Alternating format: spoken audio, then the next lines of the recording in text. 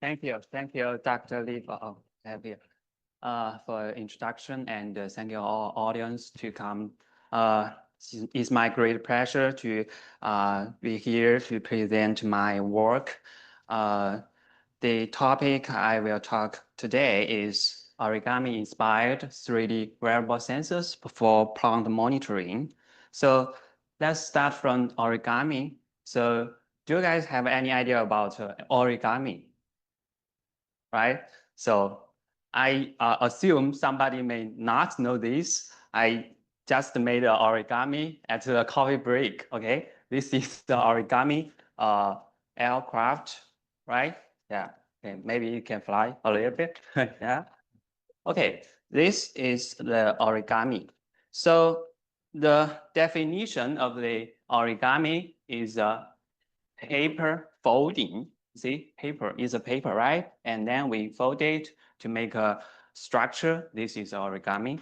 So the advantages of this origami for previous purpose is compared to drawing.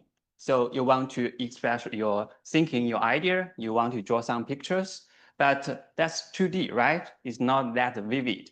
But if we use origami, it can make it vivid, right? You can know the structure of this item, right? Okay, so it's a old old art. Okay, and the name is combined. I'm not sure I'm good. Any people from Japan know this, and combined with kami, that's origami. So that's the origami. Okay, that's some examples of origami. Let's go back to this topic of this session, wearable sensor.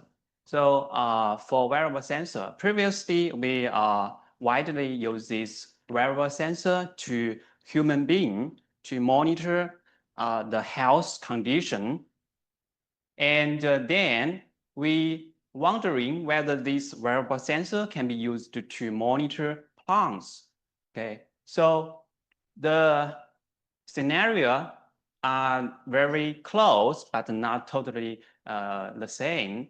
We can monitor the signals from plants like phenotypes, including elongation, leaf temperature, hydration, and bioelectrical potential, and so on. And also, we can monitor the microenvironment of these plants, including air temperature, humidity, light, and so on.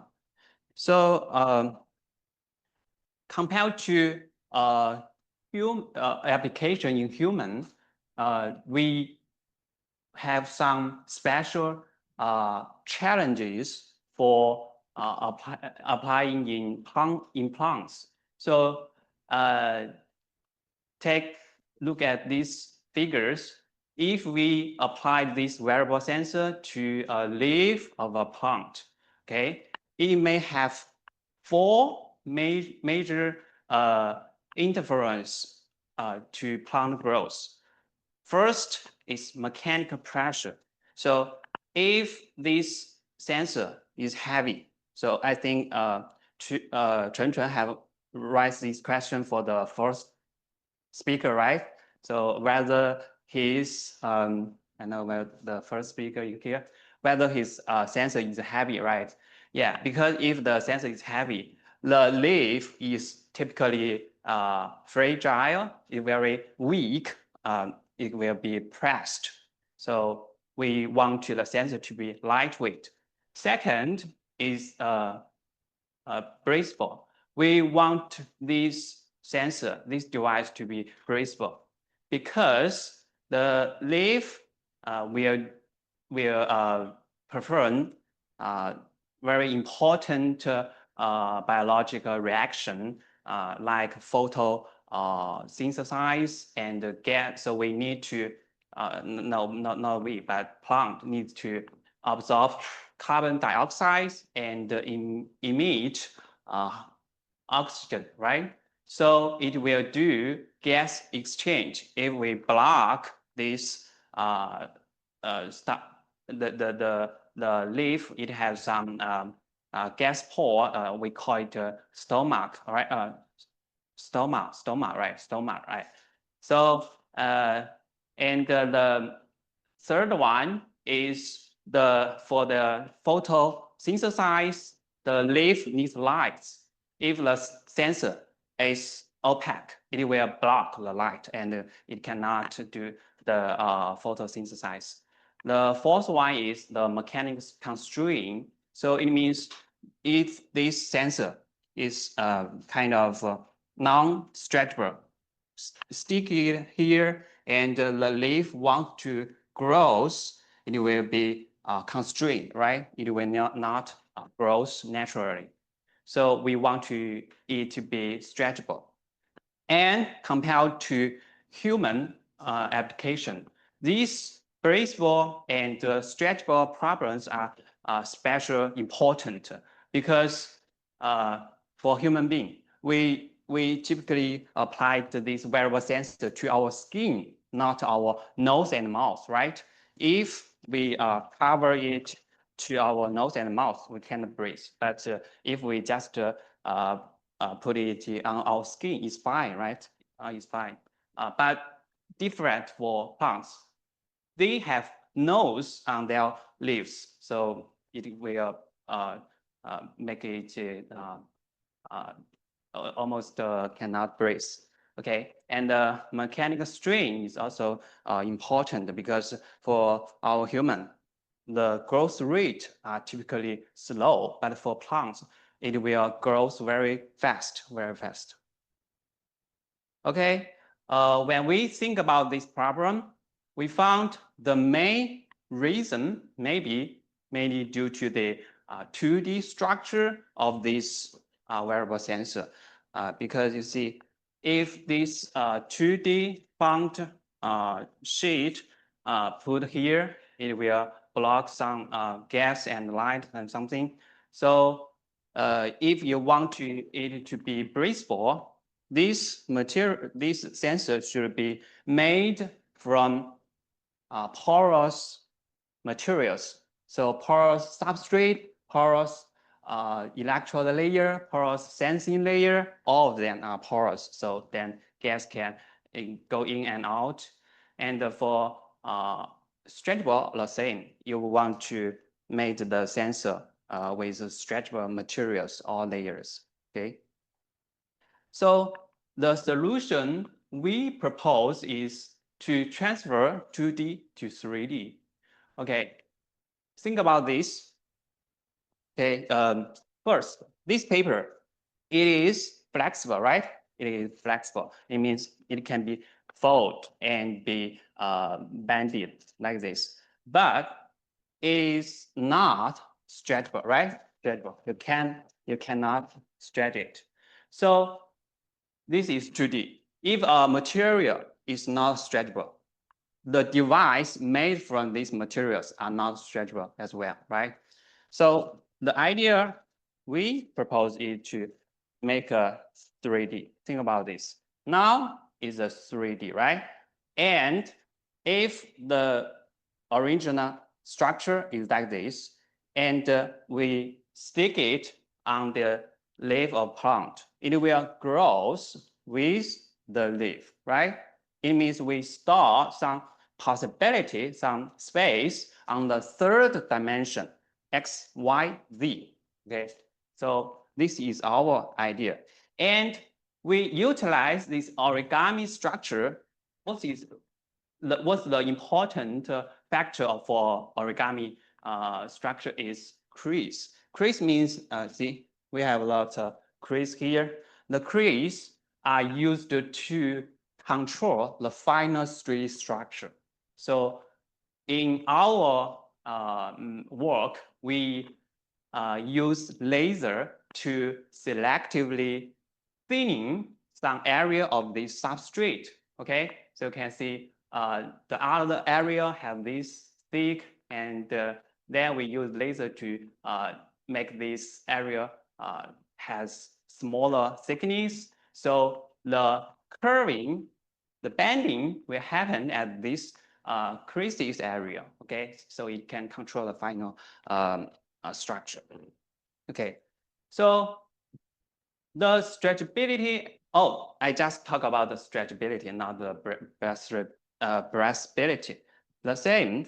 So if we cover this plant leaf with a 2D sensor, it will totally cover the plant. But if we just do like this, only attach the very small area with the leaf. Okay, it will block very few area of this leaf. So the total breathability will be higher. Okay, it's actually very straightforward. Also, the stretch level can be converted to plant growth level. It means, so when the sensor is stretched, okay, there is a string here. And if we have a string sensor to put over here, the string sensor can detect the stretch level made by the leaf growth. So we can convert the string signal to the plant growth signal, and we know how long this plant grows. This is the idea we have. So we first made this 2D precursor and then compressed it to 3D, and then we attach it to plant leaves, and due to its stretchability and breathability, the growth of plant will not be interfered, and it can monitor simultaneous elongation of the leaf and the microclimate like temperature, humidity, and light. Okay. So how this idea comes from, when I studied my PhD study, I read this science paper published by Yonggang Huang, Yihui Zhang, and John Rogers, all big names. And the first author are Sheng Xu and Zheng Yan. So they developed a method for assembling of micro and nanomaterials into complex 3D architectures by compressive buckling. Here is a video show the progress. See, they attach the 2D precursor to a pre-stretched elastomer substrate. When we release the elastomer, it will contract and to cover the original small dimension. So the 2D precursor will be compressed to 3D structure like this, right? Okay. For me, I think about this and see maybe if we do the reverse progress. I mean, if I have a 3D structure, I have a 3D device. So it has space to be stretched to 2D. And this stretch progress can be used to improve the stretchability. So we use the reverse progress to get the stretchability. So then during my PhD study, I worked in 3D electronics under the supervision of Dr. Zhang and Jianling. And then I joined the Nanjing Agricultural University, and because previously my PhD study is about biomedical application, but when I joined the university about agriculture, I have to think about how can I combine with the strengths of our university is agriculture. So I transfer this technology to plants. I developed this idea and wrote a proposal named highly stretchable wearable leaf sensors based on Origami-Inspired 3D structures. And it got approved in 2021. Then, okay, I tried to realize this idea. So I first test the stretchability and the breathability of our device. We identify the formula for this stretchability. So it's related to the structural parameters, including the length of the total device and the distance from the crease to the edge and the distance between the two feet. So the calculation formula is here. So we can find that the stretchability is related to this L. And think about this. Now the stretchability reduced with the length, right? But think about the reverse progress. If we have a very, very small length, what happens? What happens? Very, very small length. So the stretchability will be very, very high, right? Theoretically, it will be infinity, right? But it's not possible because we cannot make a very small length here, because that will make the adhesion very difficult. Okay. The same phenomena happened to the distance d. So if we have a very small distance here, the stretchability will also be infinity. Here, see, if we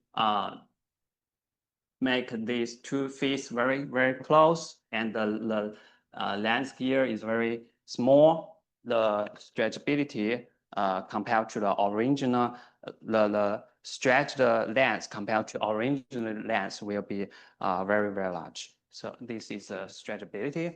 And the breathability, the same thing, it seems the same as the stretchability. And we test use water vapor transmittance rate. We found the relationship between this breathability and the structure parameters. And we can find a very high value here, over 100 milligram per square centimeter per hour. So this is about the stretchable and the breathable. There, we try to assign the sensing modules to appropriate locations to improve sensitivity and anti-interference. So we want the strain sensing module to be the locations which has very high strain, right? Because we want to measure the strain to know how long the plant grows. And we want to assign the climate sensing module to the locations which have low strain, because we don't want the strain to influence the measurement of the climate, right? This is our requirements. So by doing the simulation, we found this strain distribution very tuned by the structure parameters. We found especially by the crease, So the width of the crease can control this low strain area and the maximum strain. So we pick up this value. It has very long low ring and a very low low length and very low maximum strain. And for the thickness of the crease, it can also control these two indicators. Finally, we use this structure to assign the climate sensing module over here, and over here for light sensing, air temperature sensing, and humidity sensing. Also, we assigned the strain sensor, strain module to crossing the this crease, because the crease is the highest strain concentration area. Then we fabricated these sensing modules. We separate them because our micro nano fabrication technologies that is very limited. We cannot make a very small device, so we try to fabricate two separated devices. This one is for pound elongation. So you can see these strain sensing elements are over this crease for sense the strain induced by pound growth. And we fabricate this temperature measurement module and light measurement module and humidity light measurement module. Here, use different sensitive materials. The laser-induced graphene is for the temperature measure. GO is for graphene oxide is for this humidity sensing, and zinc oxide for light sensing. Then we characterize the performance of these sensors. It can well convert our purpose signal to the electrical signals. Then we fabricate a circuit to make this remote sensing monitoring system. Finally, we applied it to plant for in situ and online monitoring. We can see here for our 3D sensor, the green line. When we attach it to the plant leaves, it can measure the leaf elongation as the time goes. So, and compared to by manually measured by a clipper, the measurement result, this is the blue line over here, very close. It means the 3D sensor is as accurate as a clipper. And compared to the group one with 2D platform, this is 2D. You can see the leaf one with 2D sensor, it cannot grow because it is not stretchable, it is not breathable, it's confined. Okay, and the control group is also almost the same with our 3D without any sensors on it. Also, it can measure like air temperature, humidity, and light. Based on the monitoring result, we can resolve the plant environment interface. It means we can resolve the relationship of plant elongation and microclimate. We can see this figure shows how air temperature influence the elongation, leaf elongation. Too high is not good, too low is not good, 25 degrees Celsius is good. And for humidity and light, they have different influence. We can resolve these relationships. And this work was published in Biosensors and Bioelectronics last year. Recently, based on this 3D origami sensor, we have more works. So first, we try to realize the in-field measurement. First, we developed the LoRa-based wireless sensor network because it consumes less power and very long data transmission range. This is the hardware of our sensor network. We applied this sensor network to real agricultural production scenarios, including a flower greenhouse, rice field. This is in Nanjing. This is in Hainan. We use this 3D sensor to monitor the growth rate of rice. This is actually seedling, very small little rice plants. Second work is for gas sensing. So ethylene is an important plant hormone, and in situ monitoring of the ethylene can provide valuable insights into the dynamics of plants. And our previous work, another work, shows that ethylene sensors shows excellent performance typically at a high temperature over 200 degrees Celsius. So if we try to use this gas sensor to monitoring a plant ethylene in situ, so we cannot do it because this high temperature will induce the thermal damage, right? 200 too high. So how to solve this problem? We still use our Origami-Inspired 3D platform. So this is our idea. We use a self-heater over here, heating module, and a sensing module underneath here. And the working temperature is 250. It's very high, right? But if we use this 3D origami structure to keep the heating module away from the plant, not far away, but just 24 millimeter.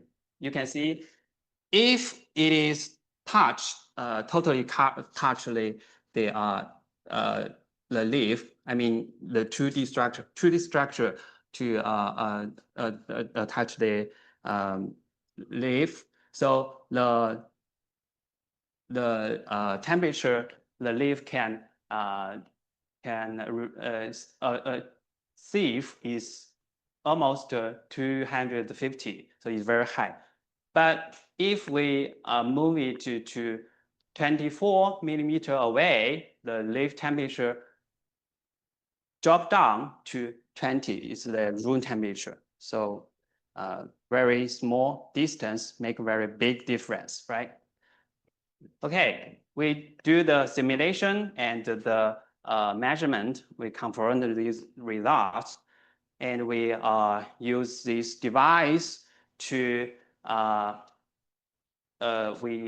install this 3D structure to a leaf of a plant and continuously heating for 72 hours. You can see there is no obvious damage to the leaf. In this heating module, the temperature is 250, very high. So we also characterize the sensing performance of this sensor. We found that it has very good, very excellent sensing performance, including an ultra low limit of detection, about 0.79 ppb, part per